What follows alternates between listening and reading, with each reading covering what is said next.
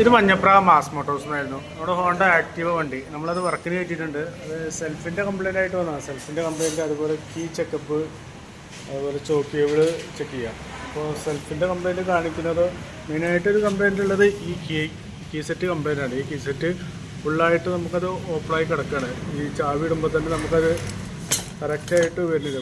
ചാവി ഫുള്ളായിട്ട് കയറണില്ല, കണ്ടത് ഫുള്ളായിട്ട് ഇങ്ങനെ തിരിഞ്ഞുകൊണ്ടിരിക്കണം. അങ്ങനെ ചാവി ഓണായി കിടന്നിട്ട് ബാറ്ററി ചാർജിങ് ഫുള്ളായിട്ട് ഇറങ്ങിപ്പോയിരിക്കും. ബാറ്ററിയുടെ ചാർജ് ഫുള്ളായിട്ട് ഇറങ്ങിപ്പോയിരിക്കണം. ബാറ്ററി ഇരിക്കുന്നത് പുതിയ ബാറ്ററിയാണ്, 2024 മോഡൽ ബാറ്ററി ആയിരിക്കുന്നത്. നമ്മളത് ചെക്ക് ചെയ്യാൻ വേണ്ടി മീറ്റർ കണക്ട് ചെയ്ത് കഴിഞ്ഞപ്പോൾ മീറ്റർ തെളിയാൻ പോലും ഉള്ള ചാർജ് ഇല്ല അതിൽ.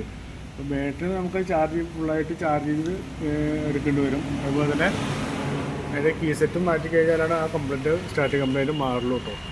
അല്ലെങ്കിൽ ഇതേപോലെ തന്നെ വീണ്ടും അവസ്ഥ ഉണ്ടാവും, ഈ കംപ്ലയിൻറ്റ് വീണ്ടും കാണിക്കും.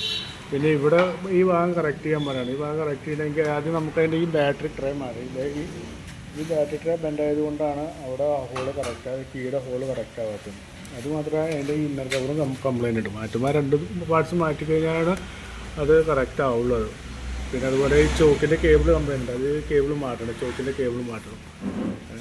അപ്പോൾ അത്രയും ചെയ്തു വരുന്നതിനുള്ളൊരു എസ്റ്റിമേറ്റ് പറയാം. കീ സെറ്റും ചോക്ക് കേബിളും ഇത് വേണമെങ്കിൽ പറഞ്ഞാൽ മതി. അത് ബാറ്ററി ട്രേയും ആ ഇന്നർ പാനലും മാറ്റി കഴിഞ്ഞാൽ അത് ക്ലിയർ ആവുള്ളൂ, ഈ ഹോള് കറക്റ്റ് ആവുള്ളൂ. അപ്പോൾ അതൊന്നും ഞാൻ കൂട്ടുന്നില്ല. അതിൻ്റെ കീ സെറ്റും ചോക്കിൻ്റെ കേബിളും പിന്നെ അതുപോലെ ബാറ്ററി ചാർജിങ്ങും അടക്കമുള്ള ഒരു എസ്റ്റിമേറ്റ് പറയാം. നോക്കിയിട്ടൊന്ന് റിപ്ലൈ ചെയ്താൽ മതി കേട്ടോ.